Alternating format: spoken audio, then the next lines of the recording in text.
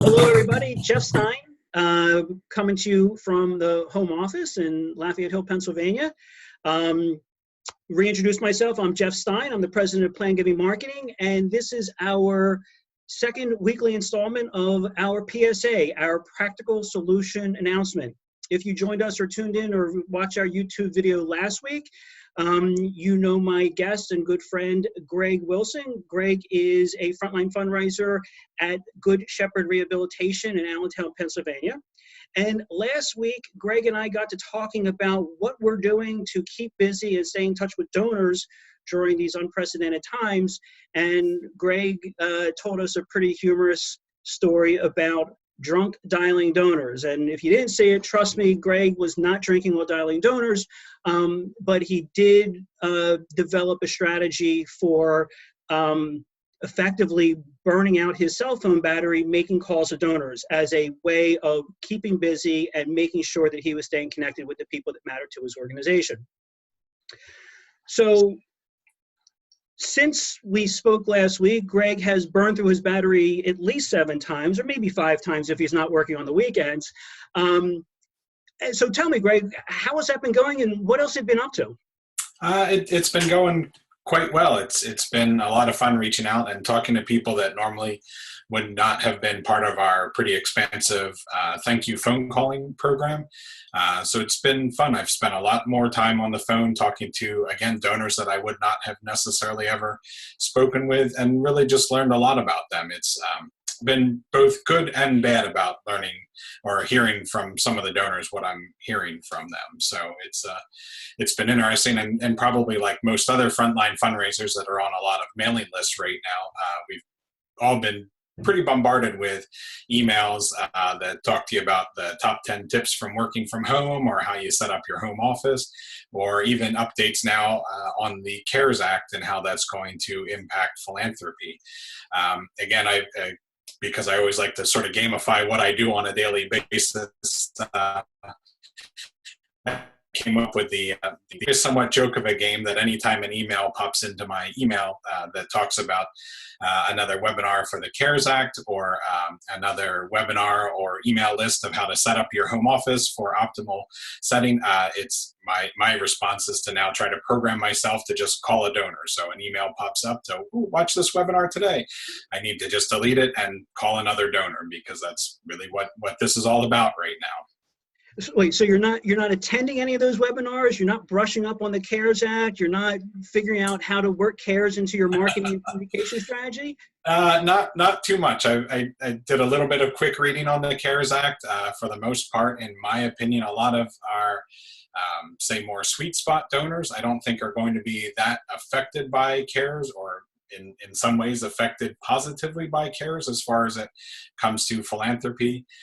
They can take a $300 deduction for gifts that they make right now, but otherwise I think most people will still be taking the standardized deduction for their household. I also just personally think that a lot of the individuals that will approach for, especially as a frontline fundraiser and for major gifts, aren't even going to qualify for a lot of the economic stimulus part of CARES, so they won't necessarily see their income go up at all right now.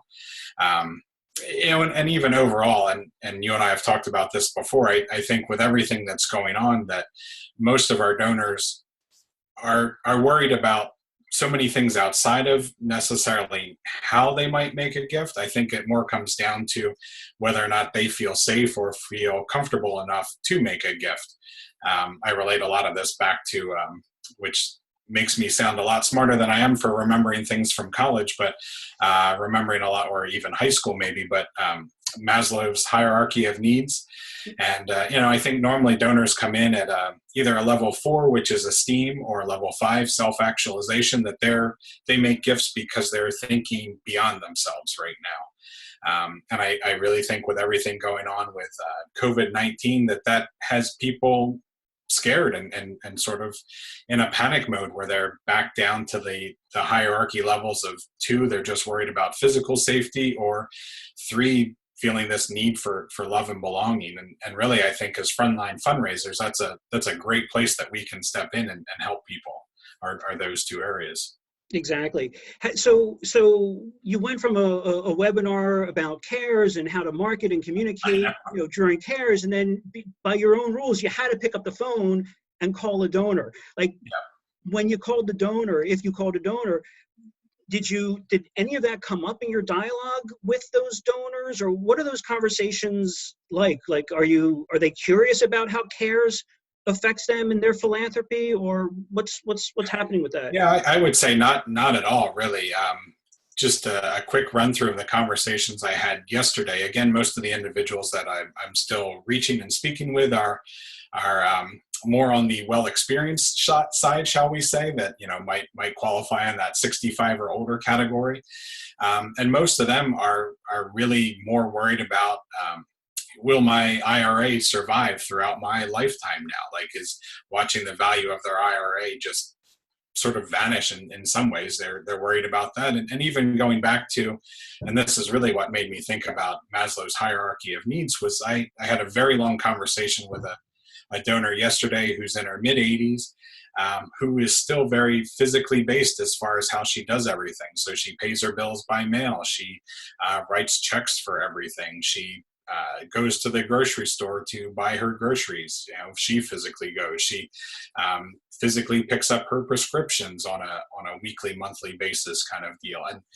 And her biggest concern is, well, how do I juggle everything that I need to do to stay alive and to be around and to be physically safe with going out into sort of the great wide world where my kids keep telling me it's not safe, or my neighbors tell me it's not safe to go out into the world. So it was a very interesting conversation with her that really, I think at the end of our 20 minutes on the phone, that she needed me to really reassure her that at some level she's making some good decisions, or at least that her logic is sound. And I stressed the fact pretty frequently that I, by no stretch of the means, any type of medical provider, and she shouldn't take anything I say as medical advice, but just even letting her be able to think out loud with me to say, okay, well, I pay my bills. If I'm on a relatively fixed income between what I can take out of my retirement accounts and Social Security, so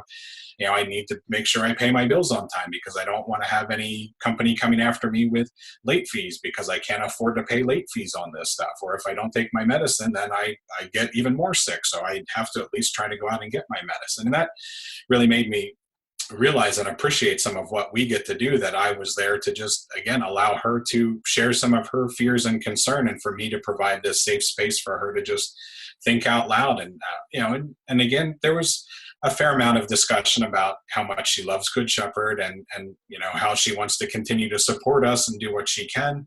But again, it was also good that she was able to just share that, to express all of that internal fear and concern that she had, and got that out. And at the end, I felt like she was a lot happier than she had been when we first started the conversation. I might have been a little bit more depressed, but it's a fair trade-off at that point. Well, it sounds like you did your job, right? You gave comfort to a donor and made sure that she knew that everything was going to be okay, and that Good Shepherd, was going to be okay too, thanks to her support over the years. Yes. Like, you're having conversations with donors and everybody's a little bit on edge. We're having conversations with our clients about the marketing, and actually they're a little bit on edge.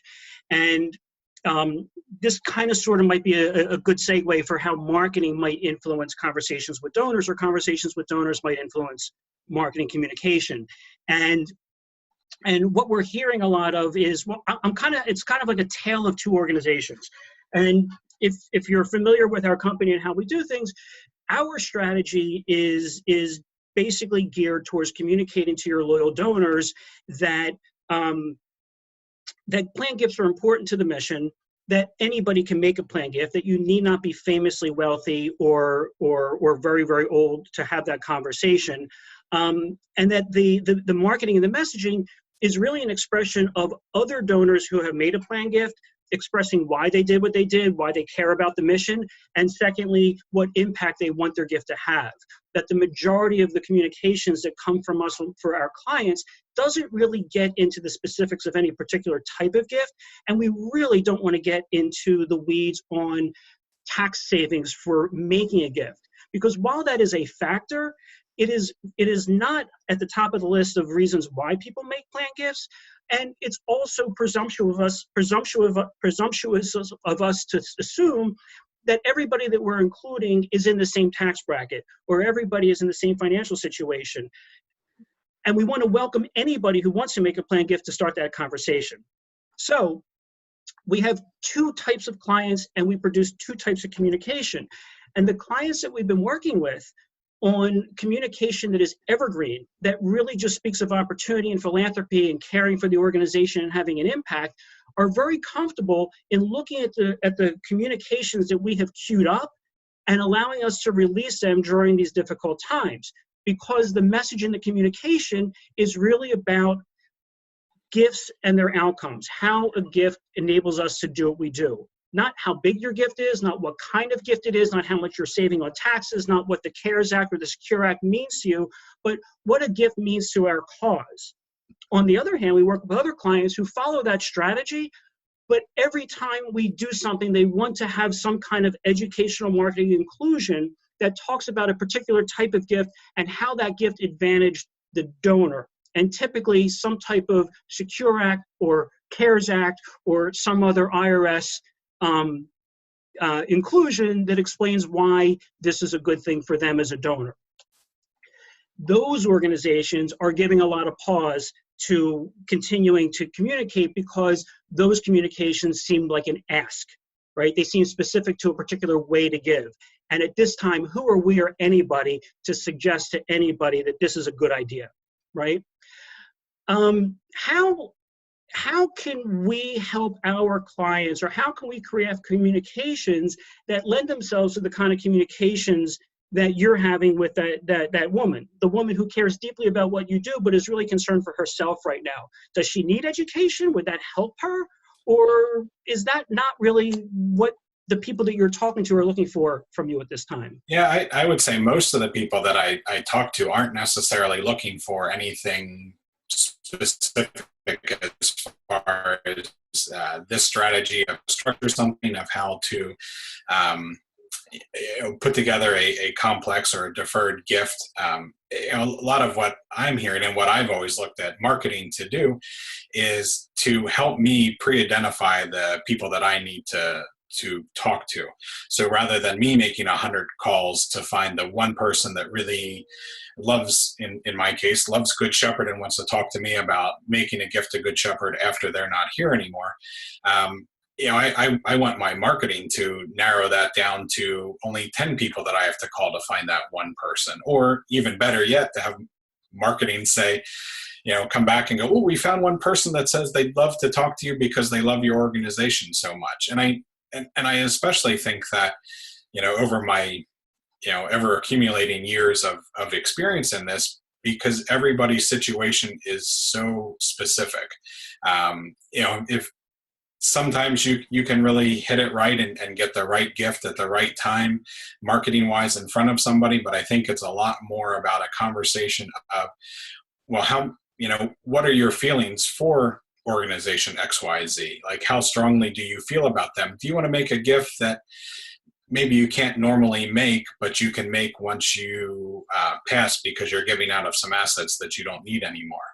I think that's a much better conversation to have. And a lot of those more complex gifts usually end up coming to you. Most of the charitable remainder trusts that I've ever done have come to me because a donor has hit upon a certain financial situation or a taxable life event that they need to handle, and somebody says, well, you need to do X, Y, or Z now.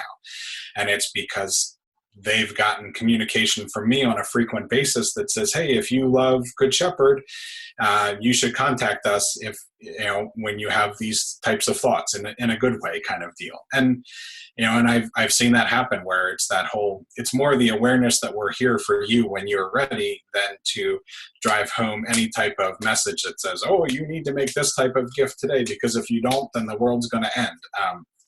And it's because it boils back to one of my main sort of use is that we work on the donor's timeline. We don't necessarily work on our timeline. And just because the tax situation has changed today, it doesn't mean that that donor's tax situation has changed today. They could be in the same place that they were 5 years ago. If they're, just to pick on a donor several organizations ago, who had everything invested in municipal bonds, and to pick on muni bonds, they don't change from year to year to year to year to year. So his financial situation is probably still the same as it was 10 years ago now. Mm-hmm. I mean, it's changed You somewhat. may not be able to buy into the ones that expire at the same rate, but yeah. If anyone is steady, it's your muni bond investor. Yeah. But yeah, so I mean, it really comes back to, like you were saying, that you can't make answers for your donor. Like we don't know their timeline. There's it's another person that we know in common that always says you can't make these decisions for your donor. You Yep. can't assume that you know their answer. Like, you just have to understand, but you have to provide these ways that get in front of them in a good way, that talk about their emotions towards your organization and towards your cause, and how do they want to see the world changed into the future, rather than just, oh, well, I need to change my tax situation for 2020 kind of deal. And that's, again, to bring this all around, that's where, again, I really see marketing helping to narrow down that call list, that potential list, or, again, in the best case scenario, that the marketing has somebody excited enough about their feelings to your organization that they call you, which doesn't happen all that often, but it's awfully great when it does. It's really nice when it does. Yeah. So maybe to tie this all together, bring it back to the conversation we had last week about what you're talking about. It sounds as though that you would advocate that your marketing kind of sets the same tone as the kind of conversations that you want to have, or that you're naturally having right now. And that people really just want to tell you that they're okay or they're not okay, and express concern for the cause, because you wouldn't be having a conversation with them if they didn't care very much about the cause. So if those are the conversations that donors want to have, your marketing should influence those conversations, or should elicit those conversations. That we're here, we're still providing service to the community.